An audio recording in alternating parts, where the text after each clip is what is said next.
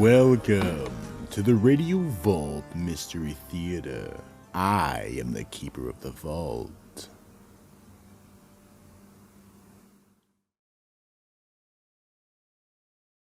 So many times we get caught up in who we are, and sometimes in a desperate search, who we are finds us. Our story tonight is Beyond the Windows. Act 1. Devlin Morris sat by the roaring fireplace of his newly acquired cabin in the northern part of Maine, not far from the Canadian border. He was deep in the woods in seclusion, and liked it that way. He did miss his wife, Lori. She had left him, and there was nothing he could do about it. He sipped on a glass of wine, and the snow gently fell outside the window. Ah, yes.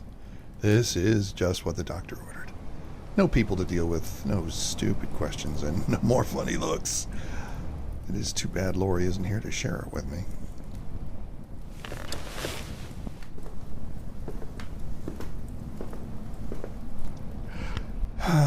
It's probably for the better. She just couldn't live with what I did.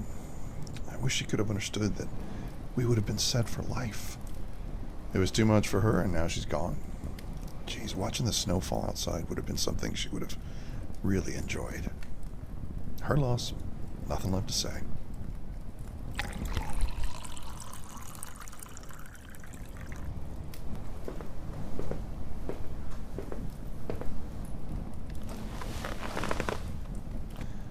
Hey, if those people weren't so greedy, I couldn't have pulled off what I needed to do to set myself up. They are insects. They're a disease. I don't have to deal with any of them anymore. Good riddance. Now I have all I'll ever need. Full cupboards, fine wine, warm fireplace, and sweet, sweet solitude. With that, it's time to hit the hay. It's been a long day.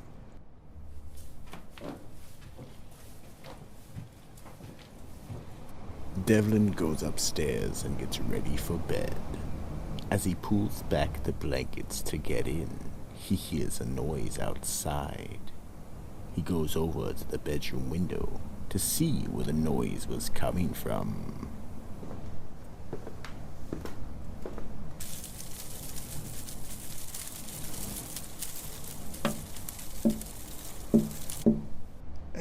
Must be some local critters checking out the cabin to see what's going on.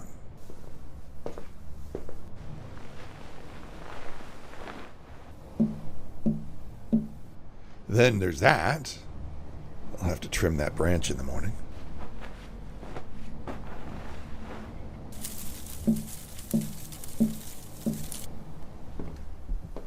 What? Who's there?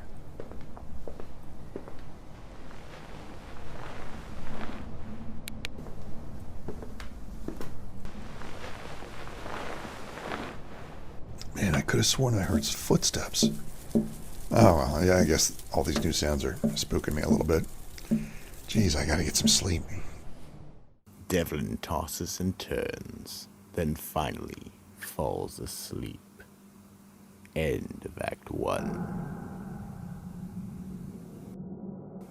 And now, Act 2. Devlin tossed and turned. All night nightmares had haunted him. Wow, oh man, what a night. After breakfast, I'll go out and trim that branch away from a window.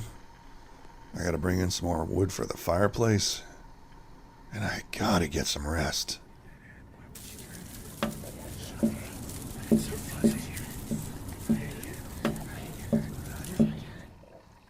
I'm here. Devlin looks in horror as he watches a translucent figure that resembles his wife floating up the stairs to the bedroom. Sleep deprivation. Wow, I thought I could get a little rest out here. I'm not sleep deprivation, you jerk. I don't know how you pulled this off or how you found me.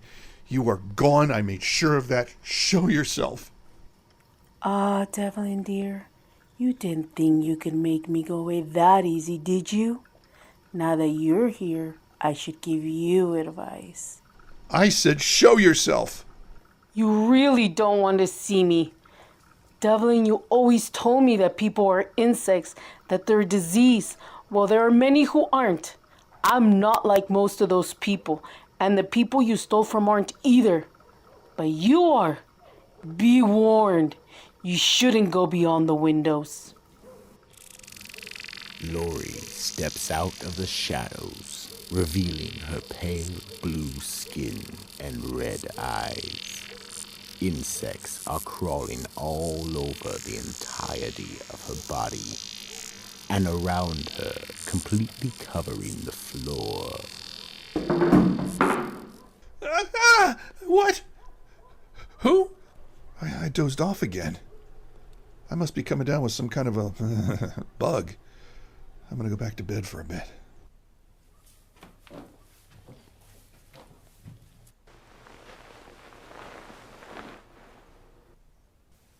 I got to trim that tree. Devlin fell into a deep sleep. End of Act 2. And now, a word from our sponsor. Sunday, Sunday, Sunday! Dingling Brothers presents the Mechano Carnival. Gasp at a toaster swallowing an entire butter knife. Witness a freakish refrigerator with 2 ice dispensers. See a microwave shot 50 feet in the air. Bust a gasket with the hilarious antics of the All-Weed Whacker Band. Thrill to the horror of the television without cable. All appliances under 10 amps get in free. Plus free spark plugs and air filters for the young ones. The Dingling Brothers Mechano Carnival. Show up early, show up late, but just show up! And now, Act 3.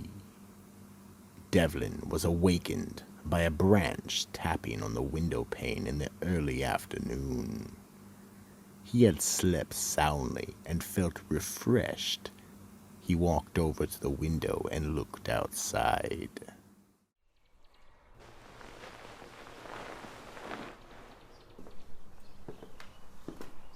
Well, the snow stopped.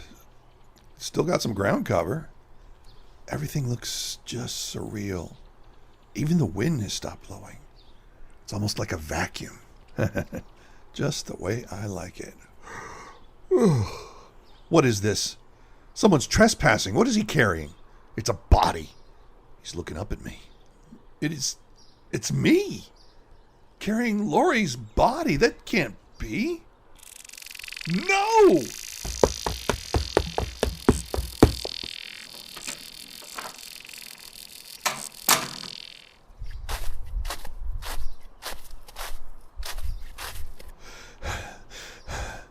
Who are you? And why are you trespassing? What's the matter, Devlin? Don't you remember me? Oh, I must look different without your hands around my neck. No, this isn't real. Yes, Devlin, it's very real. I warned you not to go beyond the windows. An army of undead souls came out of the woods and surrounded Devlin. You're not the slick con man you think you are. You're an insect like you think we are. No! No! The group of undead opened their mouths, and swarms of insects covered Devlin, totally consuming his flesh, then disappeared into the woods. The wind started blowing again, covering all traces of what happened.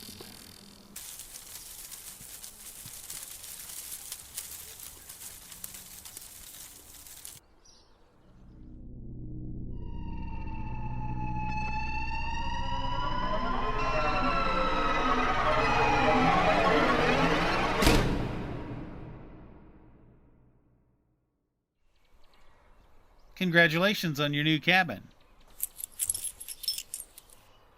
Wow. This is so secluded, I bet there's a lot of wildlife out here in the woods. You have no idea.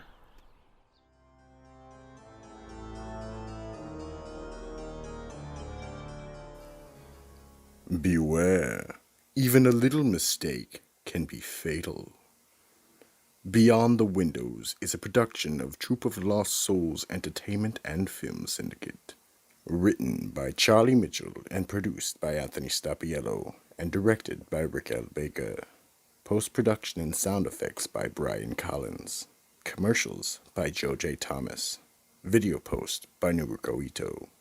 The cast was played by J. Anthony McCarthy as Devlin Morris, Veronica Hawks as Lori Morris, Rick L. Baker as the realtor, Blanca Biller as the buyer, and I am Trevor Bates, your psychotic storyteller and keeper of the vault. Remember, like, comment, share, and subscribe. Thank you for listening. Tune in next week, and listen if you dare.